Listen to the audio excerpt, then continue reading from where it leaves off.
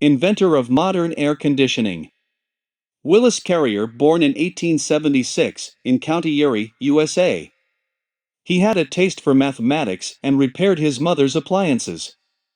In 1895, he got a scholarship from Cornell University and graduated in 1901 in mechanical engineering. He worked at the Buffalo Forge Company, a metallurgical company, and began experimenting with air conditioning. The first air conditioner.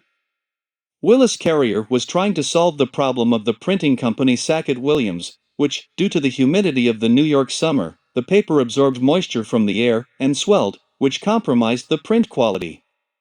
On July 17, 1902, the first unit was created, which controlled not only the humidity, but also the temperature. Willis Carrier reversed the steam process, blowing the air onto spools with cold air water, thus solving the problem, obtaining adequate humidity for the paper and printing. Later, Carrier technology was applied to increase productivity in jobs, and the growing demand for that technology led to the creation of the Carrier Air Conditioning Company of America.